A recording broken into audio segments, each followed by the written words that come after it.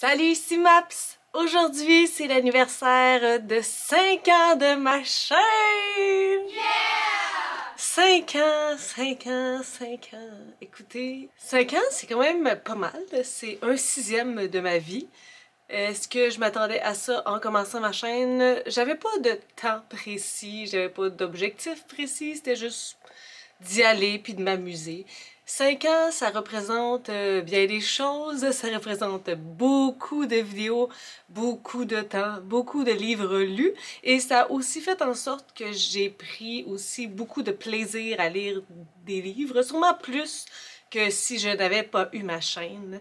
Mais c'est aussi tout le volet social et la raison pourquoi on part sur YouTube ou sur Instagram ou sur TikTok, c'est la communauté, et ça, j'échangerais pour rien au monde les rencontres que j'ai faites grâce à YouTube, les rencontres virtuelles, parfois en présentiel, ce nouveau mot de 2020-2021.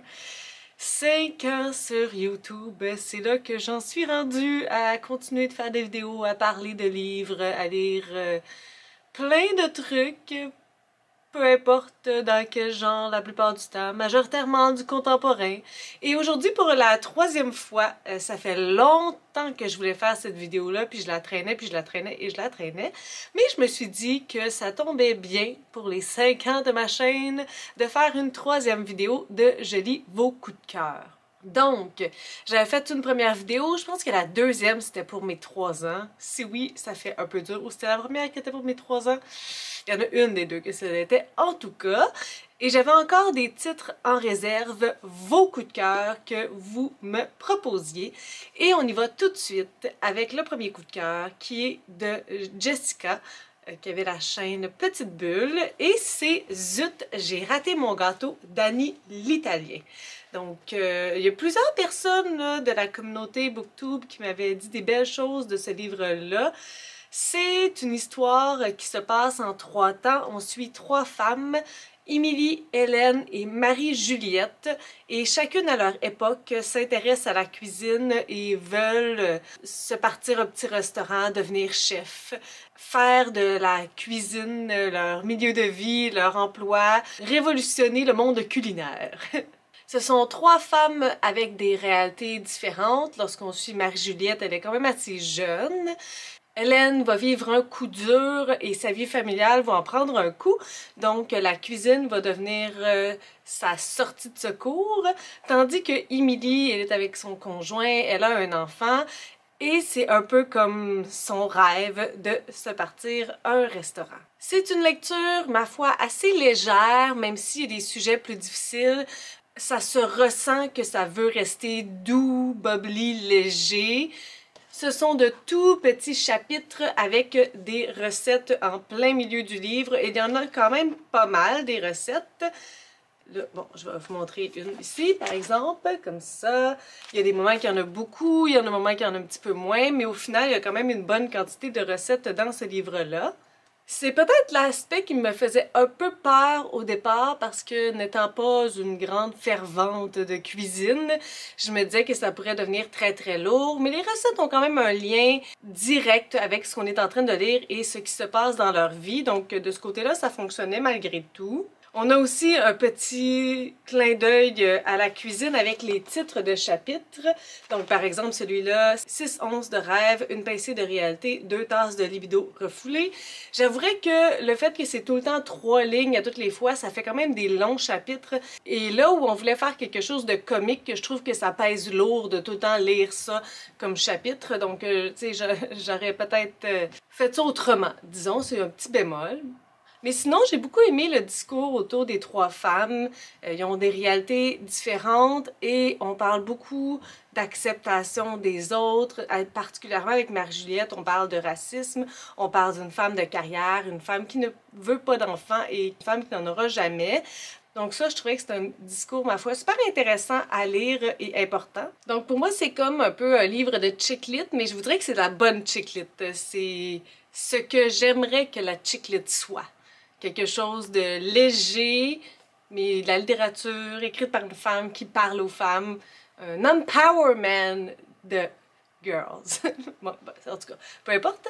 Puis aussi, la fin, elle est ultra satisfaisante. J'ai beaucoup aimé comment on a bouclé tout ça. J'aurais rien changé à la fin.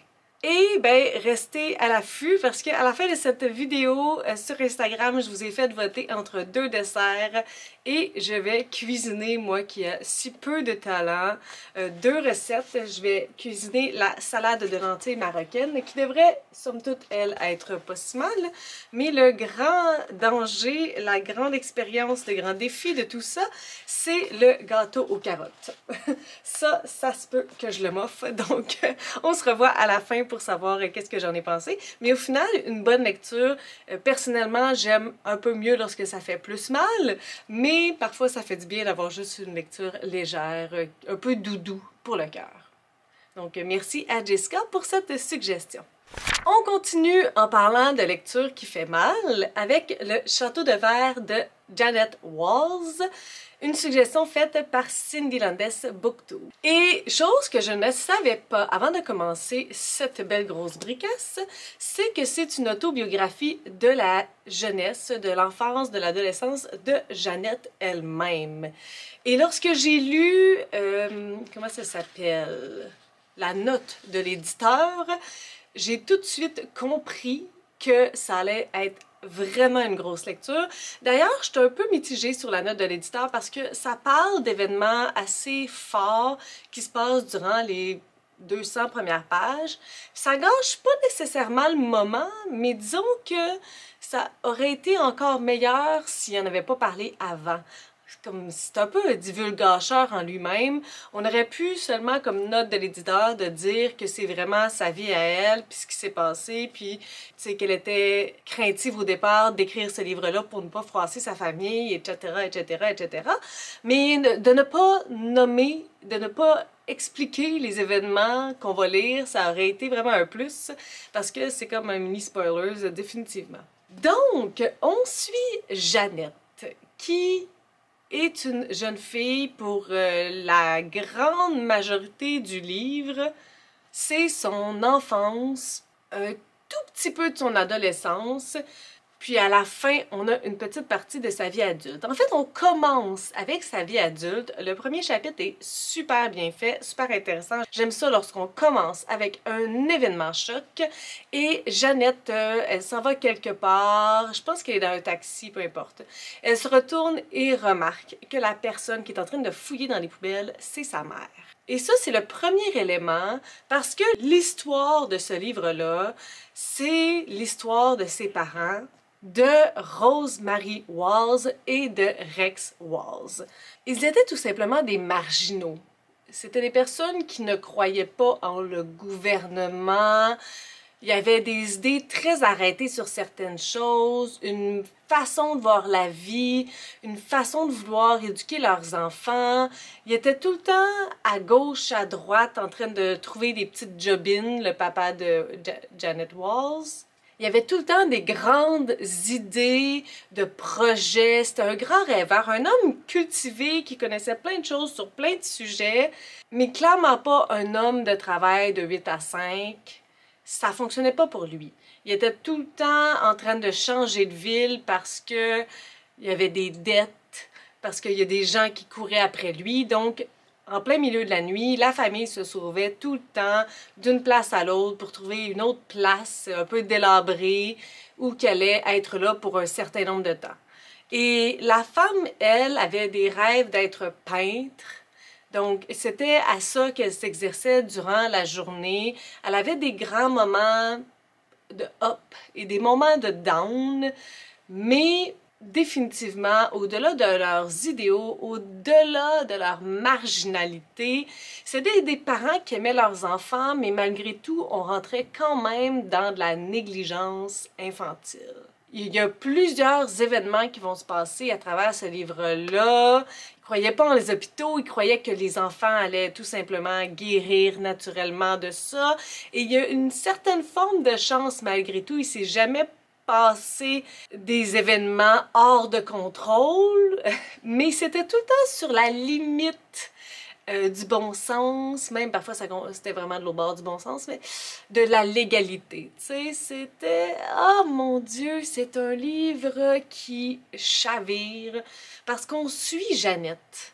On la suit dès l'âge de 3 ans avec des parents qui sont là mais qui ne sont pas là. Et on n'en parle pas de cette terminologie-là parce que forcément, il n'allait pas voir de psychologue, il n'allait pas voir personne, il vivait dans la rue, il vivait comme des bandits un peu tout le temps. Mais il y a certainement un volet psychologique. Le papa, il était alcoolique et il faisait de grandes rechutes très souvent. Et la maman, ben avec ses up and down là, on pourrait peut-être parler de dépression, tu sais, je peux pas diagnostiquer personne, mais définitivement, il y a sûrement un volet psychologique aussi à ces deux personnes-là qui étaient parents de plusieurs enfants.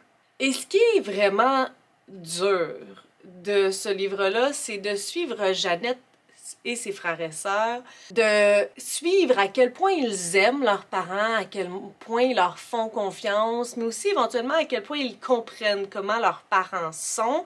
Et il y a comme un renversement qui arrive, que les enfants deviennent les parents et qui éventuellement veulent materner leurs parents, qui font des choses pas pour le bénéfice de leurs enfants. Ils ne veulent pas nécessairement leur nuire, mais il y a beaucoup de choses qui arrivent que c'est de cette façon-là pareil. C'est vraiment là un roman, une histoire, sa vie. Puis ça aussi, c'est un élément qui fait vraiment mal, c'est de réaliser qu'un livre comme ça s'invente pas. Mais une vie comme ça, c'est pas possible non plus, là. C'est de la négligence à une autre portée, une manière qu'on voit pas souvent. Des personnes qui deviennent des sans-abri, mais pas pour les raisons qu'on s'attendrait. C'est des personnes qui veulent vivre ainsi, qui ont la possibilité de sortir de ce carcan-là, mais c'est pas ce qu'ils désirent et c'est pas de même qu'ils veulent vivre. Et ça, c'est quelque chose qui choque vraiment beaucoup nos valeurs, et même Jeannette, étant adulte, va essayer de parler à ses parents, va leur dire, tu sais, j'ai plein d'argent, j'ai une bonne carrière, comment je peux faire pour vous aider? Et la réponse de ses parents, c'est, on n'en veut pas d'aide, on est correct comme ça. On est bien à vivre de pas grand-chose. Ce livre-là, là, il va me rester en tête très longtemps. Très, très, très longtemps. Et c'est sûr que pour moi, c'est une corde fragile que de suivre une protagoniste enfant. Si on veut me plaire, définitivement, ça, c'est un point positif pour ce livre-là et ça a fait en sorte que ça se lit vraiment plus facilement et qu'on a aussi une certaine part de naïveté. Donc, il n'y a pas une grosse lourdeur malgré que nous, en tant que public, on se dit « Oh mon Dieu, qu'est-ce qui se passe? Comme ça n'a pas de bon sens, ce rejet de la société et à quel point ils leur font vivre des choses dangereuses, le froid, la faim. Ils les mettent tout simplement en danger par leurs idéaux, par le fait qu'ils trouvent que c'est pas important de faire certaines petites choses que pour nous c'est le bon sens, tout simplement, c'est la chose à faire. Oh mon Dieu, je sais pas si je vous convainc à lire ce livre-là, mais définitivement si vous êtes comme moi, si vous avez des intérêts similaire au mien. C'est un livre que je vous recommande. Il va vous chavirer, il va vous bouleverser. Vous allez avoir de la misère à le lâcher parce que c'est un livre qu'on lit puis on veut savoir comment ça va se terminer tout ça, malgré que ça commence au début avec Jeannette adulte. Donc, tu sais, elle a survécu, mais justement, le fait de commencer avec elle adulte, au moins ça nous donne un peu cet aspect-là d'espoir, mais en retournant dans le passé, là, on comprend comment elle est aujourd'hui et il y a plein de discours aussi des autres personnes, puis à quel point il a comme honte d'en parler, de ses parents, elle sait pas trop comment faire, comment aborder ça.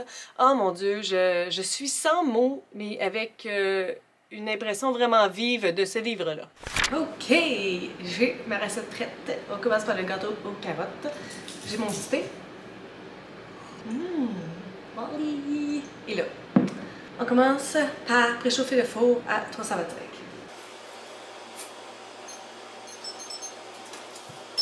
Ok, le premier mélange au deuxième mélange, mettre le tout dans un moule à gâteau. Est-ce qu'on a un moule à gâteau? Do you have a cake thing? Un moule à gâteau? A place to put cake in it? So what I do then? Starts well. 1. Une tasse de farine.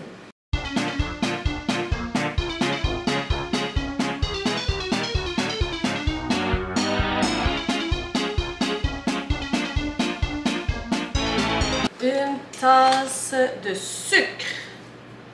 Icing sugar or sugar?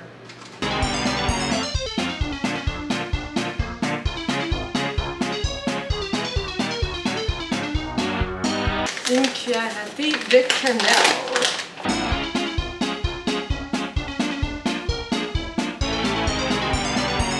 It's not the time now.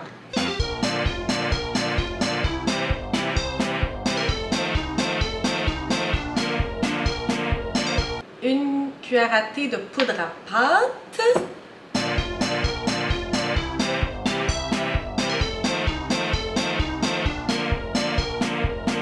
Trois quarts de cuillère à thé bicarbonate de soude.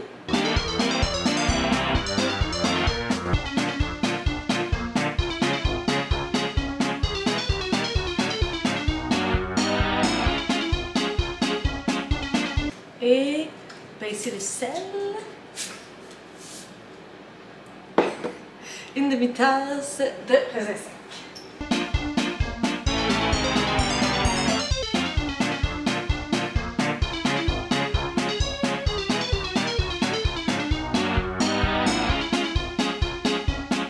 Mélange 1.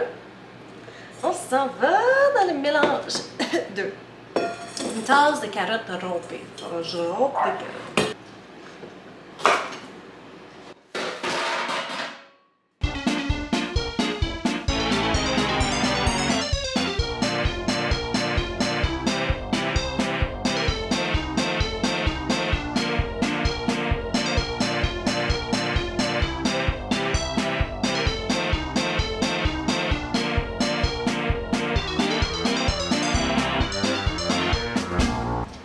Ça va être une tasse genre écrapoutie.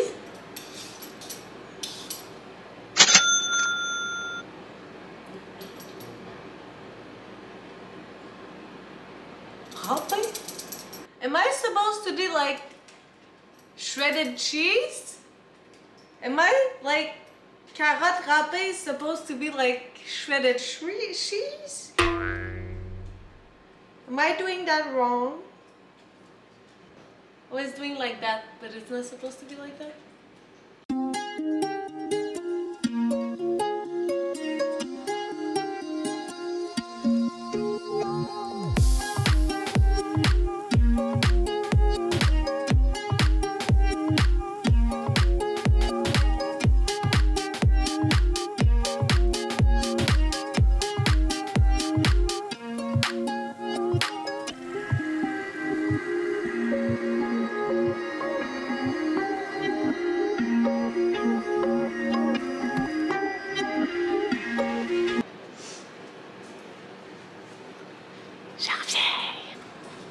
Maintenant, je vois pourquoi vous voulez que je fasse un gâteau aux carottes. C'est chiant. Donc, je réussis à avoir ma tasse de carottes. Je mets ça dans mon bol. Il y a un tas de carottes partout. Maintenant, j'ai besoin d'une tasse d'ananas égouttée.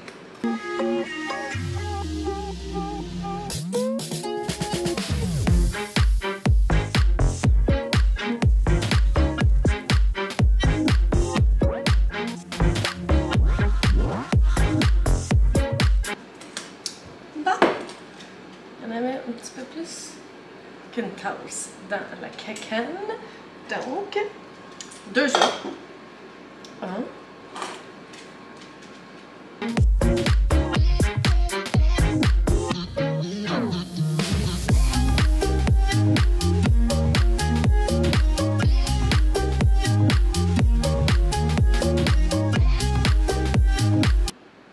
You think it's canola meal for my gâteau carotte? They just say oil. Lui, il dit huile de canola. Fait qu'on va y aller pour ce que Ricardo dit, ok? une demi-tasse.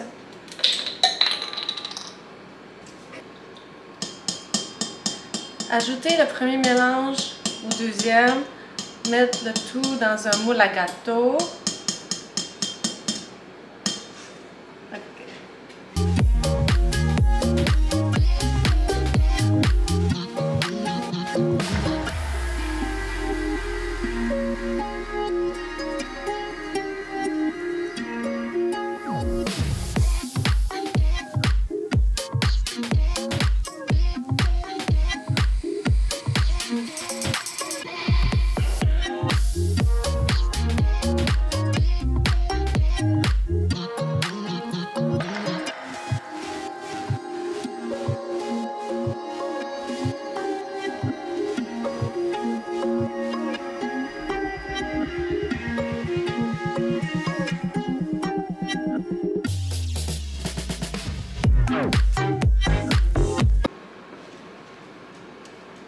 Ma première recette, elle est terminée. Je m'en vais le mettre au four pendant 60 minutes. Hey Google, put a timer of... Excusez-moi, je n'ai pas compris. Hey Google, put a timer of 60 minutes. Okay, 1 hour. And that's starting now. Ça va être bien plus facile. La vinaigrette en premier. Là, la seule chose que j'ai oubliée en allant à l'épicerie, c'est le jus de lime.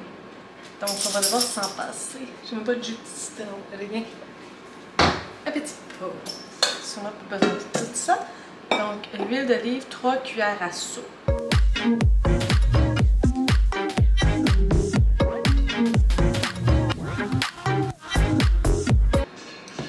Pas de jus de lime, de l'ail,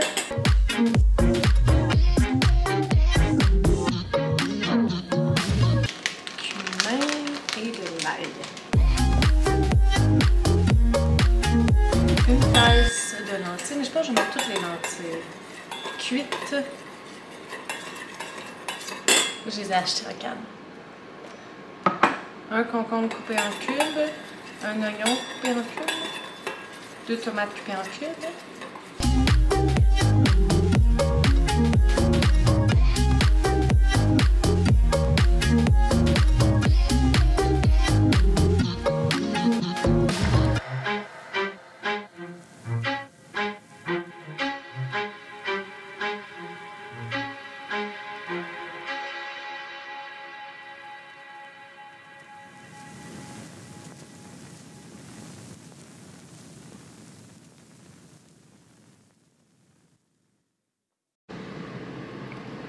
La salade était bonne, mais il y avait comme pas mal d'oignons.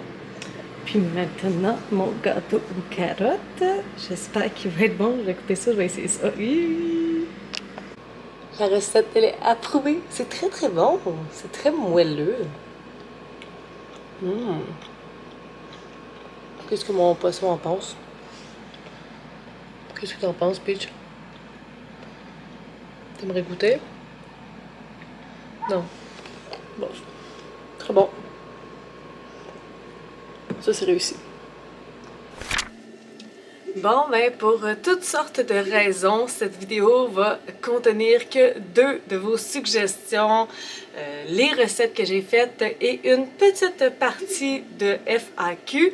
Donc, j'ai reçu des questions de Christina, vous pouvez aller la voir, c'est une nouvelle booktubeuse de Booktube Québec. Donc, j'ai très hâte de suivre ces nouvelles vidéos. Donc, répondons à ces questions-là et ça va faire le tour pour ma vidéo pour les 5 ans de ma chaîne. Incroyable, mais vrai. Donc, il y a 3 petites questions. La première, c'est ton plus grand défi en 5 ans. Je pense que ça a été la constance, donc de m'assurer qu'il y avait une vidéo au moins par semaine. Il y a des moments que j'en ai eu 2, il y a des moments que j'en ai eu 3, donc ça c'est certain que c'est un défi. Parfois j'étais un peu à la course, puis je terminais un livre pour faire ma vidéo pour le lendemain, donc ça a été souvent des montagnes russes d'essayer de terminer des livres parce que forcément, je voulais faire la vidéo, donc l'un allait avec l'autre. Ça, c'est quelque chose qui, tout au long de mes 5 années de chaîne, s'est retrouvé au cœur de ma vie. Lorsque mes choses sont bien planifiées ou pas très bien planifiées, ça a quand même une incidence. Ou tout simplement lorsque je me laissais pas assez de temps pour lire ou que la vie arrivait puis que je lisais moins. Donc ça, je pense que c'est une bonne réponse pour cette question-là.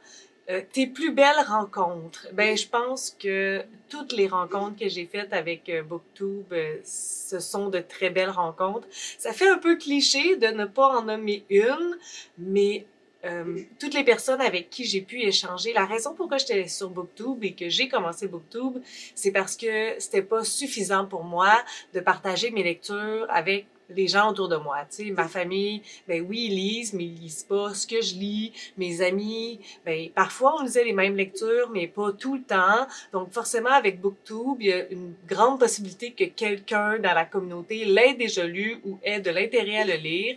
Donc forcément, ben c'est ça que je recherchais, les échanges, point. C'est sûr que ce que je trouve encore plus beau et un élément auquel je n'avais pas du tout pensé en m'embarquant dans cette aventure-là, c'est les réelles amitiés que je me suis faites. Il y a des personnes dans cet univers de BookTube avec qui je parle. Tu sais, on fait des rencontres Zoom à tous les mois. Je les considère comme mes amis. C'est des personnes qui connaissent ma vie, qui connaissent ma vie privée, ma vie de travail, puis ma vie de BookTube aussi, même si c'est pas des gens que j'ai rencontrés très, très souvent. Puis de plus en plus, on se rencontre parce qu'on a l'opportunité. Là, c'est sûr que la pandémie est comme arrivée dans un bien mauvais moment, mais en même temps, j'ai l'impression que c'est la pandémie qui a fait qu'on se soit un peu retrouvés à se parler plus. Donc ça, c'est sûr que ce sont des très belles rencontres. Ce sont des personnes que je vais chérir et qui sont dans mon cœur et qui font partie de cet univers-là, qui est différent de tous les autres univers de ma vie qui sont pas nécessairement mon cercle professionnel, qui sont pas dans ma vie privée, mais qui en font partie grâce aux livres. Mais c'est comme le meilleur des deux mondes d'avoir des amis qui aiment aussi la lecture. Quoi demander de plus? Et finalement, la question, ce qui te rend le plus fier, ça c'est une question pas facile à répondre, mais je pense que j'irais dans la voie d'une certaine manière. J'ai encouragé des gens à lire. J'ai fait découvrir des auteurs à des personnes. J'ai fait rayonner la littérature québécoise à ma façon. Et c'est certain que s'il y a des opportunités pour moi d'aller parler de littérature dans les salons du livre, dans les écoles, mais c'est sûr que je lis pas nécessairement de la littérature jeunesse, mais de parler de mon expérience, de parler de comment je fais mes critiques, sur quoi je m'appuie, qu'est-ce que je recherche. Parler de littérature, c'est sûr que c'est une grande fierté pour moi. Donc, juste d'être là et de savoir que quelqu'un m'écoute, qu'une personne m'écoute, c'est quelque chose qui me rend vraiment très, très fière. Donc, j'irais plutôt avec cet aspect un peu nostalgique là, un peu fascinée par le fait qu'il y a des personnes qui m'écoutent et qui, grâce à mes vidéos, lisent certains livres, découvrent certains auteurs et autrices. C'est peut-être ça qui me rend le plus fière dans tout ça. J'en demandais pas tant, j'ai pas parti cette chaîne-là en me disant je vais devenir populaire. J'ai pas parti cette chaîne-là en me disant que j'avais un nombre minimum d'abonnés que je voulais. Tu sais, moi je suis quelqu'un d'assez impulsif dans mes projets. J'aimais lire, j'avais une caméra, puis je me suis dit pourquoi pas. L'évolution de ma chaîne, elle est quand même assez importante lorsqu'on regarde les premières vidéos jusqu'à aujourd'hui. Il y a un certain moment que ça m'a pris pour devenir à l'aise. Puis ouais, tu sais, même si tout s'arrêtait demain, là je dis pas ça parce que c'est comme une vidéo d'au revoir nécessairement, mais tu sais, si tout s'arrêtait demain, je serais en paix avec les années que j'ai eues sur BookTube. J'aurais l'impression d'en avoir retiré beaucoup de choses et d'avoir grandi à travers tout ça. Donc, ouais, ouais, tout ça me rend fière. Mais ne vous en faites pas, je ne pense pas que ça soit la fin pour moi. Ce n'est pas dans mes plans. Mon plan, c'est de continuer à m'amuser, à parler de littérature, à parler des livres que je lis. Et c'est ça. Donc, un gros merci à tous ceux et à toutes celles qui sont avec moi sur cette chaîne, que ça fasse une journée, que ça fasse 3 ans, que ça fasse 5 ans, peu importe, que vous regardiez toutes mes vidéos, que vous en regardiez le bonjour du début, puis c'est tout. Juste merci d'être là. Ça fait chaud au cœur. Puis j'espère que vous allez avoir apprécié cette vidéo un peu spéciale, puis un peu comme d'habitude. Sur ce, si vous avez des suggestions, des critiques, des commentaires, n'hésitez pas à le faire en dessous de ma vidéo. Je publie des vidéos assez fréquemment dans une semaine. Si vous avez aimé cette vidéo, n'hésitez pas à mettre un petit pouce et à vous inscrire à ma chaîne. Sur ce, je vous souhaite de bonnes lectures.